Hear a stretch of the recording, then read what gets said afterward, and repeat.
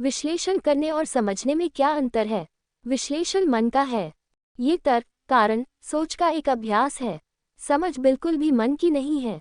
ये शुद्ध साक्षी भाव है। आप बस देखिए, मन आपके चारों ओर है और आप केंद्र से देखते हैं। मन आपके चारों ओर है, कई बादल घूम रहे हैं, यातायात है, व्यस्त समय है। आप इसे देखते हैं, लेकिन आप दृष्टा हैं। आप इससे परेशान नहीं हैं, इसमें परेशान होने की कोई बात नहीं है। आपके चारों ओर कुछ खाली विचार तैर रहे हैं, क्यों परेशान हो? और विश्लेषण में क्यों पड़ें?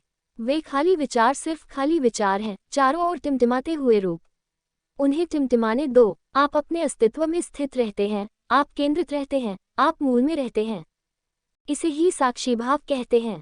और साक्षी भाव सभी आध्यात्मिक समझ की तकनीक, अंतिम तकनीक है। अभी देखा, ज़ेन गुरुओं ने अपनी बातचीत एक चिल्लाहट के साथ समाप्त की। सैन सैन मतलब देखो, वह उनकी हर बात का अंतिम स्पर्श होता है, और एक चिल्लाहट के साथ, इसलिए किसी को भी नींद में रहने की अनुमति नहीं है। ये लगभग शेर की दहाड़ है। देखो, इसमें क्या, ये बात महत्वपूर्ण नहीं है। बस देखो, कुछ भी करेगा। जब तुम पेड़ों को देख रहे हो, तो बस देखो। यह मत कहो कि यह अशोक का वृक्ष है और यह सरू का वृक्ष है। यह मत कहो कि पेड़ सुंदर है और यह मत कहो कि पेड़ हरा है, बहुत हरा है, और यह मत कहो कि गुलमोहर खिल रहा है। कुछ मत कहो कि फूल लाल हैं। बिल्कुल मत कहो, सिर्फ देखो। शब्दों को गायब होने दो। वहाँ तुम हो और पेड़ों की घटना हो, या आप और आपकी स्त्री या आपके पुरुष, आपके मित्र लोगों की घटना। बस वास्तविकता होने दो और देखिए। और अचानक आपके पास कुछ क्षण, महान क्षण आने लगेंगे। कालातीतता के महान क्षण, दृष्टि, स्पष्टता, पारदर्शिता के महान क्षण। महान क्षण जब अचानक सब कुछ रुक जाता है, और जब आप बस देखते हैं, तो एक शुद्ध दृष्टि उत्पन्न होती है। वही दृष्टि जो तब रही होगी जब आप पैदा हुए थे, और जब आपने पहली बार अपनी आंखें खोली थी।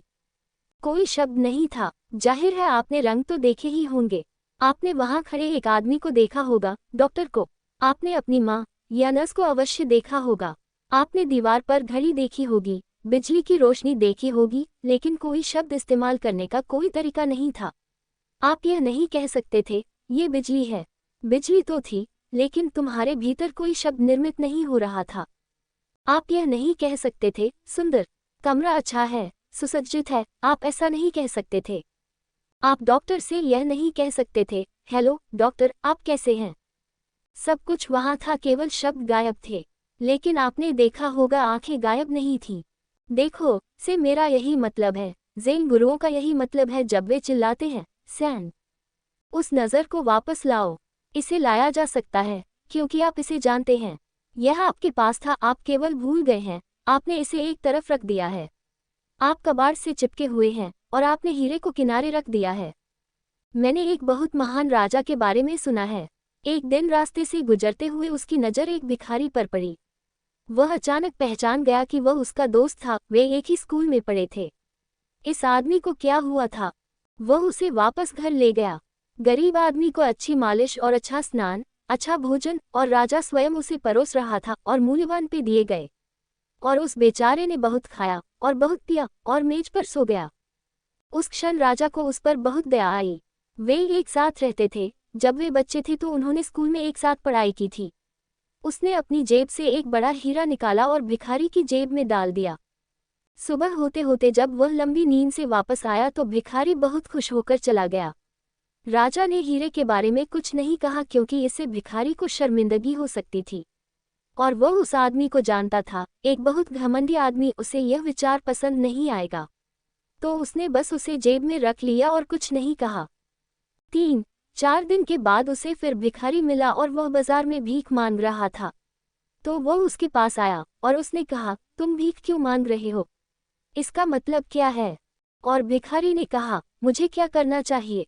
सिर्फ इसलिए कि एक दिन के लिए आपने मुझे भोजन, अच्छा पेय और सोने के लिए एक अच्छा बिस्तर दिया, मैं उस पर हमेशा के लिए नहीं रह सकता। मुझे भीख मांगनी पड़ती है, मैं गरीब आदमी हूँ। और राजा ने कहा, क्या हुआ? मैंने तुम्हारी जेब में एक हीरा डाल दिया।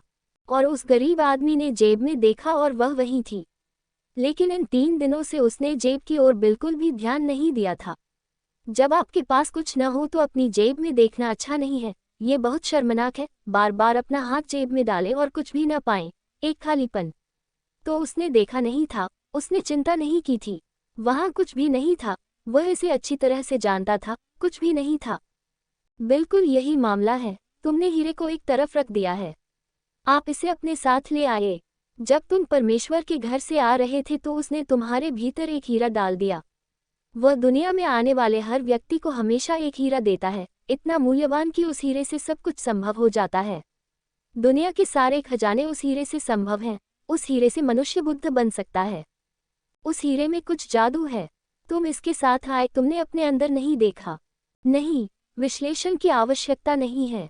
विश्लेषण करोगे तो हीरे से चूक जाओगे। केवल देखो, बस देखो। सतर्क बनो, बहुत सतर्क बनो, अधिक जागरूकता लाओ, लेकिन कोई विश्लेषण नहीं। अभी देखा, और धीरे धीरे छोटे छोटे क्षण आएंगे, मूल्यवान क्षण, बहुमूल्य क्षण, हीरे जैसे।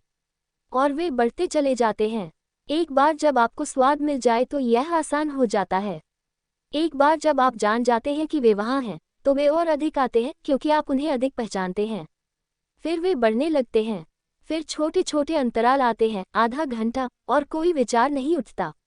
1 घंटा बीत जाता है और आप बस वहीं बैठे रहते हैं और कोई विचार नहीं उठता। यही स्वर्ग है। स्वर्ग यही है। आप एक अलग आयाम में प्रवेश कर रहे हैं, कैटरपिलर के पंख बढ़ रहे हैं। लेकिन देखो, समझ का विश्लेषण से